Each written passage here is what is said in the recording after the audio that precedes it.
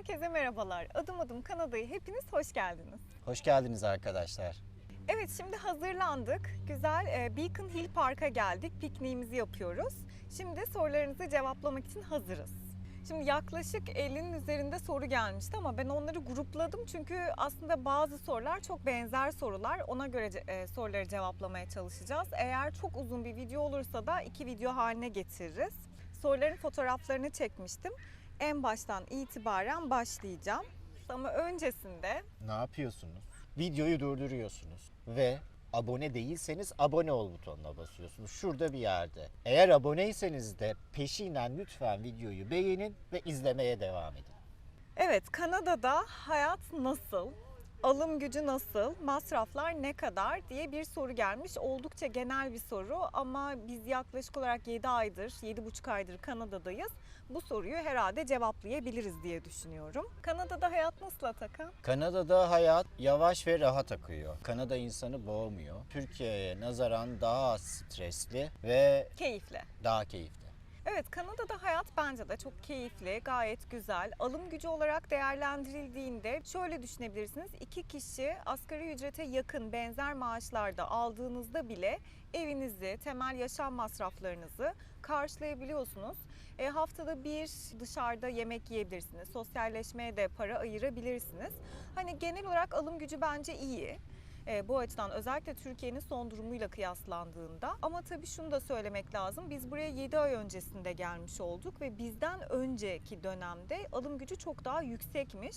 Son zamanlarda özellikle bu Ukrayna Savaşı ile beraber benzin fiyatlarının çok yükselmesi, özellikle işte meyve sebze gibi fiyatların da artmasına sebep oldu. Alım gücü biraz etkilendi diyorlar ama biz öncesini bilmediğimiz için ve Türkiye ile kıyasladığımız için alım gücünün oldukça iyi olduğunu söyleyebiliriz. İstediğimiz şey istediğimiz gibi ulaşabiliyoruz. Herhangi bir sıkıntı çekmiyoruz diyelim. Masraflar konusunda da masraflarla ilgili bir tane çok detaylı bir video çekmiştik. Onu zaten buraya etiket olarak da paylaşalım. Oradan da bakabilirsiniz. Yaklaşık aylık masrafımız ne kadardı? 3500-4000 dolar arası aylık masrafımız var. Bunun sebebi de şu, aslında 3500 diyebiliriz ama biz buraya yeni geldiğimiz için sürekli aslında her ay neredeyse işte yeni bir evin eksiğini almış oluyoruz. O yüzden de bu fiyatlar 4000'lere çıkabiliyor. İşte mesela mutfak robotu aldık geçen ay. İşte bu ay belki elektrik süpürgemizi değiştirebiliriz gibi düşünüyoruz. Hani böyle farklı farklı ev araçlarını, ev gereçlerini alarak aslında her aya bölerek de artı bir giderimiz olabiliyor. Evet. Ama bunları çıkardığımızda 3500 dolar gibi bizim 2 kişi masrafımız vardı diyebiliriz. Evet, ilk sorumuzu cevapladık. İlk soru bayağı kapsamlı bir soruydu. Şimdi bir diğer soruya geçelim. Evet, ikinci sorumuz öğrenci olarak nasıl gelebilirim? Üniversite mezunuyum. Bizim gibi gelebilirsiniz aslında. Ben de üniversite mezunuyum. Yani siz de bir diploma programı veya postgraduate denilen yüksek lisans programlarına başvurarak gelebilirsiniz. Eğer üniversiteniz veya seçtiğiniz program veya kolej DLI listesinde postgraduate work permit yani okul sonrası çalışma iznine müsaade ediyorsa bu sizin aslında Kanada'ya gelmeniz için en kolay yöntem bile diyebiliriz. Bununla ilgili çok detay verdiğimiz bir videomuz var.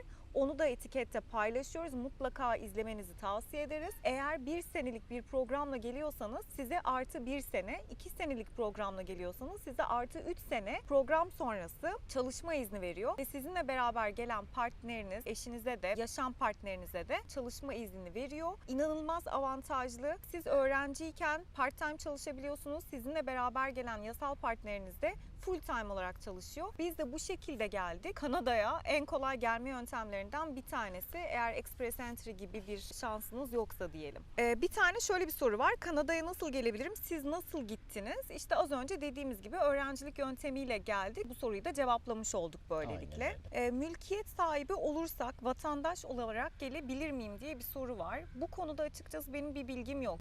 Ya bu sorunun açıkçası tam olarak cevabı bizde yok. Eğer bu konuda daha ciddiyseniz ve detaylı bir bilgi almak istiyorsanız sizi Kanada'nın resmi web sitesine yönlendirelim ya da sertifikalı bazı danışmanlar var. Onlara Göçmenlik danışın danışmanları. diye göçmenlik danışmanlarına danışmanızı tavsiye ederiz. Ki merhaba, çalışma vizeleri kaç ayda sonuçlanıyor ve red oranı nedir? Benim için öğrenci vizesi, Atakan için çalışma vizesine başvurduk. Yaklaşık bizim 2,5 ay sürdü sürecimiz ama bu çok değişkenlik gösteriyor. Çok daha kısa sürede olanlar da var, uzun sürenler de var. Son dönemde biraz artmış galiba galiba güncel. Ukrayna'dan dolayı. Kanada'nın bütün vize işlemleri ve devlet hukuki süreçleri Ukrayna Savaşı'ndan kaçan mültecilere kanalize oldukları için şu an vizelerde aşırı bir gecikme var. Bundan 6 ay 7 ay önce vizeye başvuran arkadaşlarımızın vizeleri daha yeni çıktı. Onlar turist vizesine başvurmuşlardı. Evet, arkadaşımız doğum yapmayı planlıyordu burada. Bu sebeple turist vizesine başvurmuşlardı ama 6 ayda falan sonuçlandı. 6 ayda sonuçlandı. Öğrenci ya da çalışma vizesinin bir tık daha spesifik bir durumu olabilir. Eğitiminiz, okulunuzun başlama sürecine göre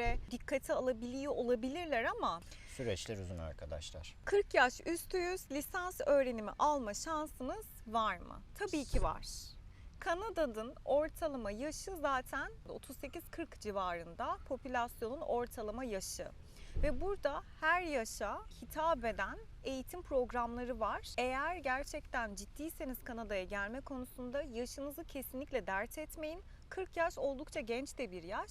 Her yaşta burada Eğitim alabilirsiniz, okuyabilirsiniz. Evet, bir diğer sorumuza geçiyorum. Çok az önce burada ördekler vardı. Biz çekime başladık, gitti. Evet, biz çekime başlayınca ortam değişiyor. A2 düzeyinde çok akıcı olmayan İngilizce göç etmek için yeterli mi sizce? Şöyle söyleyebiliriz. Tabii ki gelebilirsiniz. Göç etmek için yeterli mi? Bence zorlanırsınız ama bunu bilerek gelmeniz bile bir avantaj. Eğer girişimci bir ruha sahipseniz, eğer öğrenmeye açıksanız tabii ki göç etmek için gelebilirsiniz. Ama ana dili İngilizce olan insanlarla konuşmak çok kolay değil. O yüzden iş fırsatları çok kısıtlı olacaktır ilk etapta. Eğer soruyu bana soruyorsan ben bu sorunun cevabını hiç İngilizce bilmeyen bir insan olarak yeterli diyebilirim. Okuduğunu anlayabiliyorsan, anlatabiliyorsan derdini ve Kanadalıyla konuşmak için de can atıyorsan hiç problem yok, koş gel. Ama kendi mesleğimi de burada yapacağım, gelir gelmez kendime iş bulurum diye düşünüyorsan o hayalle gelme mesela. Gelir gelmez kendi yaptığın işi burada yapma lüksün çok olmayabilir. İş bulmak çok mu zor ya da iş yeri sponsoru bulup çalışma vizesi almak çok mu zor? Bunun için sizin mesleğinizin nadir yapılan bir meslek olması gerekiyor.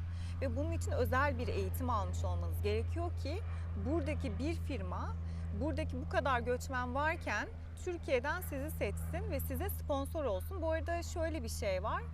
Kanada'da şirketler direkt sponsor olamıyor. Elektronik bir mektup veriyorlar ve bu mektupla siz tekrardan Kanada'ya başvuruyorsunuz. Ama Kanada'ya geldiniz. Kanada'da yaşamak ve göçmekle alakalı sorunlarınız var. Size çalıştığınız şirket bu konuda sponsor olabiliyor. Hatta bazı şirketler geldikten sonra kesinlikle.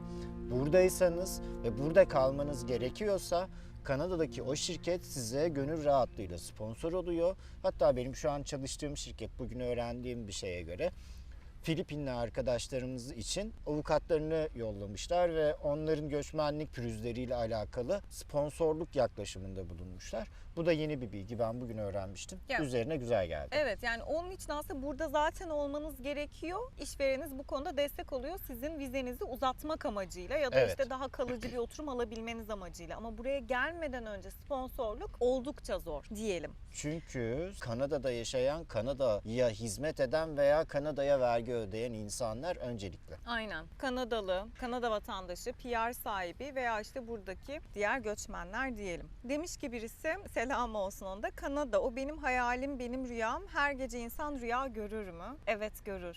Biz buraya gelmeden önce her gün rüya görüyordum. Victoria ile ilgili, burasıyla ilgili. Evrenden istiyorsunuz arkadaşlar. Rüyalarınızda, bilinçaltınızda, gününüzde, gecenizde evrenden bir şeyler istiyorsunuz ve evren size günün sonunda ama bugün ama yarın onu veriyor. Emin olabilirsiniz. Bu çekim yasası aslında. Hani çekim yasası diye bir şey var gerçekten. Siz onu ne kadar beyninizde kurgularsanız, ne kadar o dünyanın içinde yaşıyormuş gibi davranırsanız evren de bir şekilde onu sizinle buluşturuyor. Eğer sizin de böyle bir hayaliniz varsa umarız ki en doğru zamanda gerçekleşir. Peki, Toronto mu, Vancouver mı? Açıkçası biz ikisinde de yaşamıyoruz. Evet maalesef arkadaşlar. Biz Vancouver adasındayız.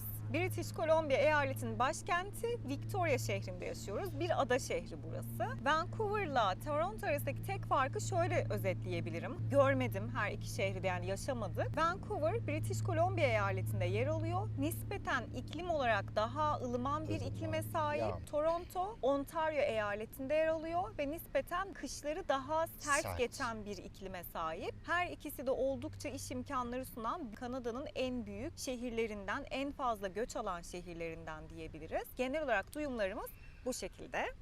Bana göre Vancouver mı, Toronto mu? Ben ikisi de değil diyeceğim, Victoria diyeceğim. Çünkü ben büyük şehir ve trafik sevmiyorum. Toronto'daki arkadaşım bir yerden bir yere gitmenin yarım saat sürdüğünü söylediği günden beri Toronto benim defterimden silindi arkadaşlar. Keza Vancouver'da çok kalabalıkmış ve trafiğiyle de meşhur birazcık. Evet, bir diğer soru, ev fiyatları orada da pahalı mı? Yani Victoria'dan bahsediyorsunuz diye düşünüyorum. Ev fiyatları oldukça pahalı. Victoria gelişmekte olan bir şehir. Ilıman ve turistik bir yer. Sürekli işte Amerika'dan turistler geliyor. Tam bir yazlık şehir gibi. Kışın da fena değil diyelim mevsimine. Bu açıdan bakıldığında ev fiyatları yaklaşık olarak şöyle söyleyelim, single family house diye geçiyor. Yani müstakil ev gibi düşünün. 2 katlı, 3 katlı, 3-4 odalı müstakil evler ortalama Temmuz 2022 ayındaki satış fiyatları 1.200.000'di. Evet. Dolar, Kanada doları. Townhouse denilen biraz daha yine müstakil ama birleşik evler var. Bunlar biraz daha uygun olabiliyor. 800-900 civarı. Kondolar bir tık daha uygun olabiliyor. Kondo 500 dediğimizde daireler. daireler, Bizdeki rezidans adıyla daireler 2 artı gibi. 1'ler, 3 artı 1'ler. 1 artı 1, 2 artı 1, 3 artı 1, bunlar da herhalde 500 ila 800 arasında değişiyor diyebiliriz. Evet. Hani çok uyguna da bulabilirsiniz ama ortalama fiyatlardan bahsediyoruz. Genel olarak Victoria, Kanada'nın diğer şehirlerine göre de ev fiyatları konusunda oldukça pahalı. Vancouver ve Toronto ile de yarışıyor diyebiliriz, büyük şehir olmamasına rağmen. Yani Türkiye'nin Kaş'ında yaşıyormuşsunuz gibi düşünebilirsiniz arkadaşlar. Kaş'ta evler ne kadar pahalıysa ülkenin diğer yerlerine göre burada da aşağı yukarı öyle pahalı. Şimdi başka bir soruya geçiyorum. Victoria'da iş imkanı nasıl? Biraz bahsettik. Vancouver kadar iş imkanı var mı? Siz ne işle meşgulsünüz? Teşekkürler. Victoria'da iş imkanı kısıtlı. Çünkü burada büyük firmalar, uluslararası firmalar çok fazla yok. Eğer işiniz uzaktan çalışmaya elverişliyse her yerde iş bulabilirsiniz. Victoria'da da olduğu gibi. Burada daha çok lokal aile şirketleri var. Eğer böyle çok büyük kariyer planlarınız yoksa küçük lokal firmalarda da çalışarak hayatınızı, geçiminizi rahat rahat sağlayabilirsiniz. Ama biraz kısıtlı iş imkanları, özellikle Vancouver gibi büyük bir şehirle kıyasladığımızda. Biz ne işle meşgulüz? İstersen sen başla. Ben burada countertop diye binilen mutfak tezgahları, mermer tezgahlar yapan bir şirkette çalışıyorum. Ama bu benim geçici bir işim. Bunun haricinde iş bulmak kolay mı sorusuna Merve'nin de dediği gibi kısıtlı işler var. Yaşamak ve yaşadığınızda Kanada tecrübesi biriktirmek ve bir şeyler yapmak istiyorsanız evet burada iş imkanları var arkadaşlar. Giriş seviyesi işlerin bir tık üstüne kadar güzel iş imkanları bulabiliyorsunuz. Bu arada Atakan nasıl iş bulduğu ile ilgili de çok güzel bir videomuz vardı. Onu da etiketini hemen şuraya koyduk. Hani oradan da detaylı bir şekilde izleyebilirsiniz. Ben de şu anda sosyal medya ile ilgileniyorum. Emlak sektöründe 2 tane real estate olarak geçiyor. Emlakçım var ve onların sosyal medyalarını Instagram, Facebook, YouTube ve TikTok gibi hani onları yönetiyorum şu anda. Bu işe de yaklaşık 1 ay öncesinde başladım. Şu anda yazın full time olarak çalışıyorum ama okulum başladıktan sonra part time'a geçeceğim. Fakat bu işten önce ne yapıyordum? Bu işten önce de bir store'da çalışıyordum. Ben de geçici olarak kendi mesleğimle ilgili bir iş bulana kadar bir likör store'da çalıştım. Mental olarak da bu tarz işlere hazırlıklı olarak gelmeniz lazım. Hemen başka bir soruya geçelim o halde. Bu soruyu da bu şekilde cevaplamış olalım. Aylık kazanç ve gideriniz nedir acaba ve kaç kişi demiş. Biz 2 kişiyiz. Aylık kazancımızla ilgili ve giderimizle ilgili masraflar videomuzu tekrardan hatırlatalım. Yaklaşık olarak 3500 gibi bir giderimiz var. Kazancımız da her ikimiz full time olarak çalıştığımızda yaklaşık 4000 4500 civarı. Arasında. Ama biz hani böyle daha yeniyiz burada. Asgari ücretlere yakın, hani bir tık üzerinde. Ama okul başladıktan sonra ben part time çalışacağım için kazancımız biraz düşecek. Evet, ya burada şunu da söyleyelim. Burada direkt her ay aynı parayı almıyorsunuz Türkiye'deki gibi. Yani Türkiye'den farkı şu: siz saatlik ücretli. Bu herkes için geçerli değil ama Değil. özellikle başlangıç seviyesindeki bu tarz işlerde saatlik ücret alıyorsunuz. Ve her zaman da 8 saat çalışmayabilirsiniz. Bazen 7 saat oluyor, 7,5 saat olabiliyor. Bazen 8 saat oluyor. 8 saatin üzerine çıktığınızda zaten saatlik ücretinizin 1,5 katını falan alıyorsunuz. Ödüyorsun. Onun öyle kriterleri var. 2 haftada bir gelen maaşınız bazen farklılık gösterebiliyor. O haftaki kazancınızı, o haftaki saatinize göre. O yüzden hani yaklaşık olarak dedik. Göçmenliği başarabilirsem sizce hangi şehirler tercih edilmeli? Bu size bağlı. Sizin önceliğinize göre kriterler belirleyip buna göre araştırmalarınızı yapmanızı tavsiye ederiz. Biz biraz kendi deneyimimizden bahsedelim. Neden Victoria'yı tercih ettik? Kafamızda şunları belirledik. Bizim için öncelikli kriterler neler? Öncelikle iklim koşulları, çalışma şartları, suç oranları, hayat pahalılığı. Bu kriterlerde iklim bizim için en öncelikliydi. Çünkü ikimiz de soğuğu sevmiyoruz. Soğukta ben soğuk Gergin dediğim oluyorum, böyle, gergin. gerçekten öyle. Soğuk bize göre değil. O yüzden biz zaten bir filtreleme yaptık. Dedik ki en ılıman British Columbia eyaleti. Burada da Vancouver şehri olabilir, Victoria olabilir. Birkaç şehir daha vardı ve biz buradaki okullara baktık. Biz buna göre bir strateji belirledik. Mesela çok gelişmekte olan Calgary diye bir şehir var ama çok soğuk, ama orada kazançlar oldukça iyi. Hem soğuk olduğu için hem de hani siz soğuğa dayanabiliyorsunuzdur. Çok büyük bir şehirde olsun istemiyorsunuzdur. İş fırsatı olsun istiyorsunuzdur. O zaman Calgary'ye gidebilirsiniz. Böyle İstanbul gibi bir metropol olsun ve yine de soğuk olsun diyorsunuzdur. Toronto olabilir. Biraz daha işte ılıman olsun ve iş fırsatı yoğun olsun istiyorsanız Vancouver olabilir gibi. Bu tamamen sizin isteğinize, gelme yönteminize, sizin kriterlerinize göre değişiklik gösterir. Ama biz Victoria'yı tabii ki Seviyoruz. çok seviyoruz. Evet, şimdi devam edelim. Okul denkliklerini nasıl öğrenebiliriz? Açıkçası bilmiyorum. Eğitim için başvurduğumuzda herhangi bir okul denkliği göstermedik. Bilgi Üniversitesi ve Yıldız Teknik Üniversitesi mezunuyum. Okul direkt zaten kabul etti.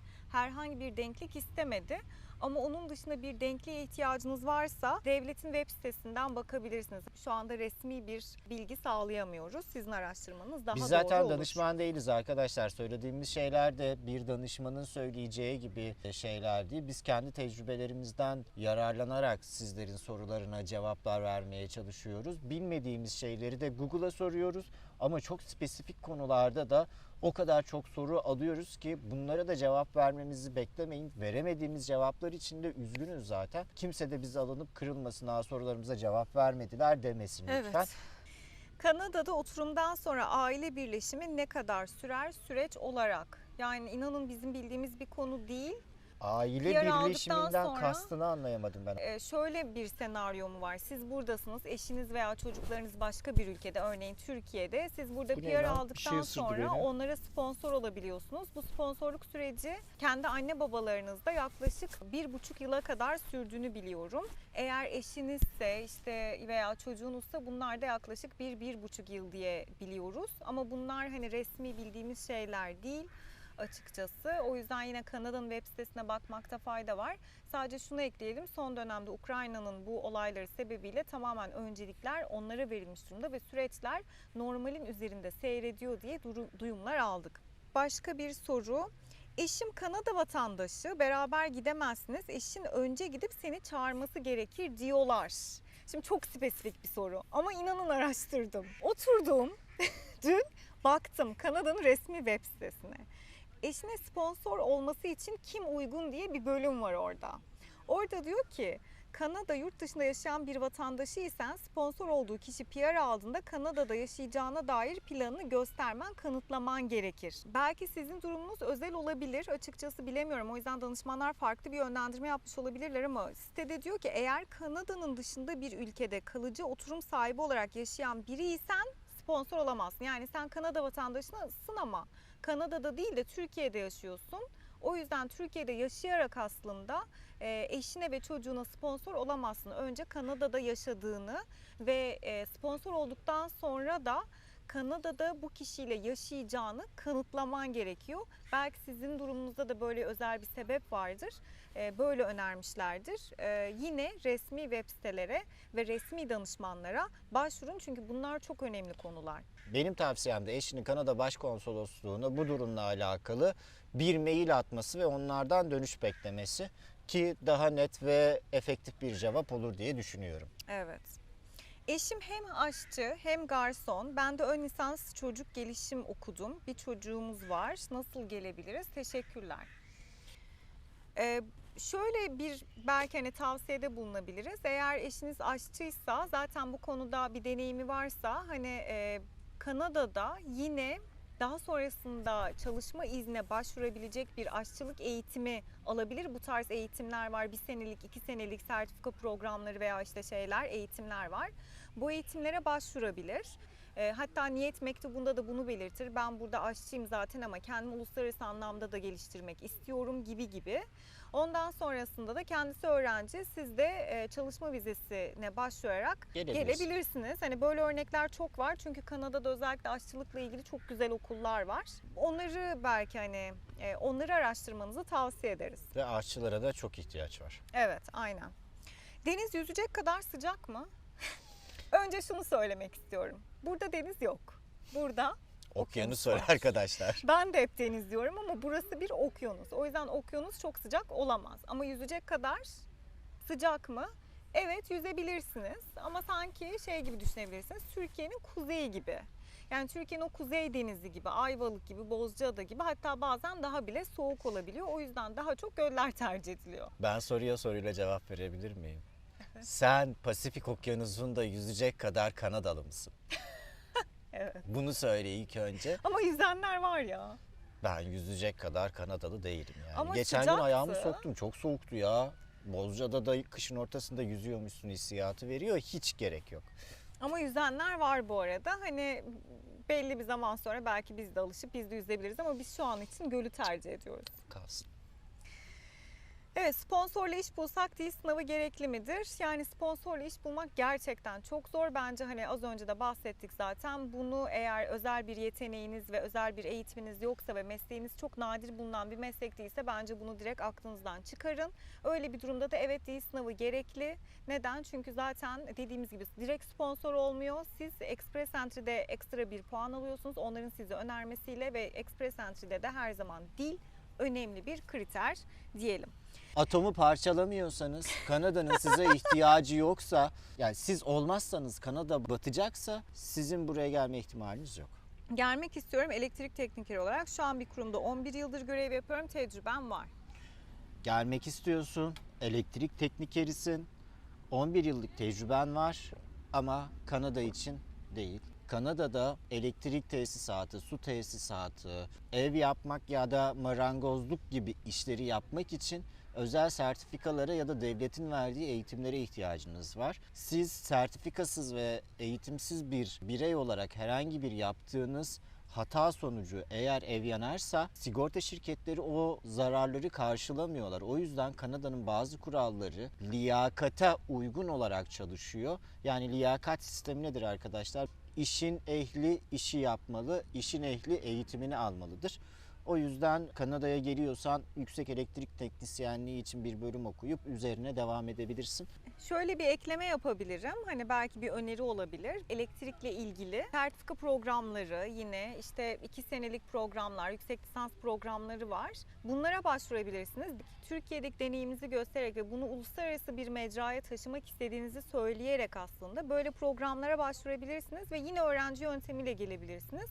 Öğrencilikle gelmek tabii ki en büyük avantaj burada. Ancak öğrencilik bittikten sonra, sertifikanı aldıktan sonra işini yapabilirsin.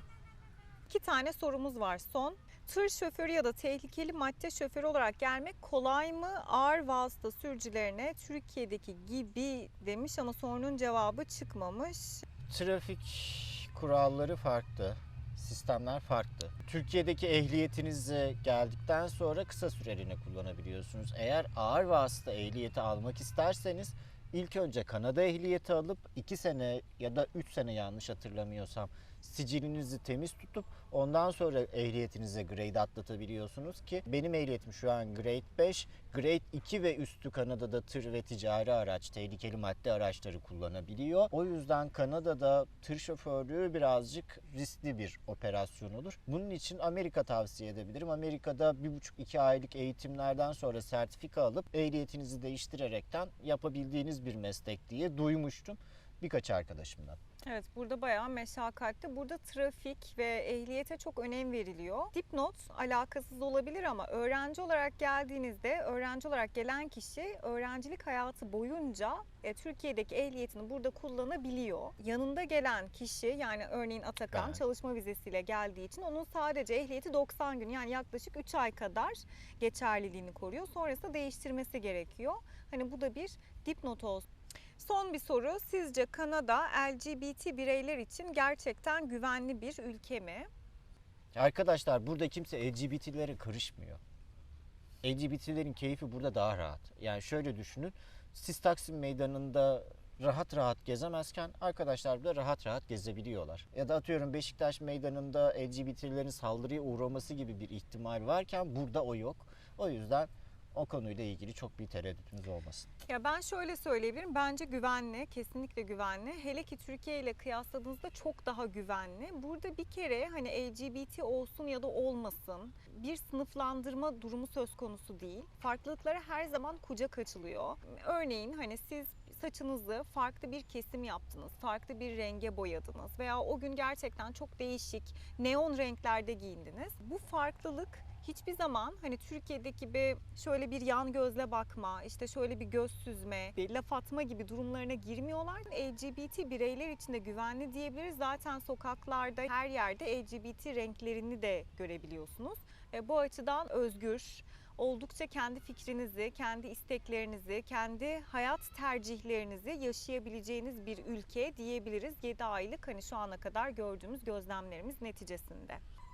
Evet, oldukça uzun oldu. Umuyoruz ki hani siz de keyif almışsınızdır bu videomuzdan ve biraz olsun hani deneyimlerimizi sizlere aktarabilmişizdir ve sorularınızı cevaplayabilmişizdir. Dipnot, biz bir danışman değiliz. Tekrardan bunu söylemekte fayda var. Kendi deneyimlerimiz ve kendi çevremizde duyduğumuz, kendi araştırmalarımız kadarıyla bazı sorulara cevap vermeye çalıştık. Eğer çok kritik sorularsa da sizleri gerekli mercilere yönlendirmeye çalıştık.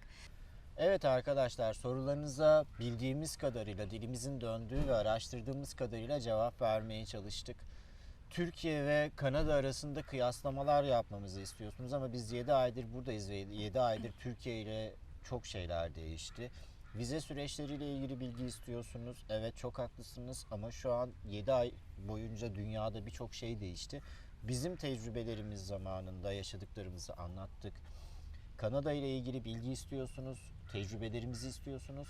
Onları da anlatmaya devam edeceğiz. Yaşadıkça, gördükçe, buraları sevdikçe, buralara aşık oldukça sizlerle daha çok şey paylaşacağız. Şimdilik bizden bu kadar diyelim. Yeni bölümlerimizde, yeni videolarımızda karşılaşmak ve görüşmek dileğiyle. Hoşça kalın. Hepinizi çok seviyoruz. Bu arada portakal suyu olduğunu da söyleyelim. Evet, yani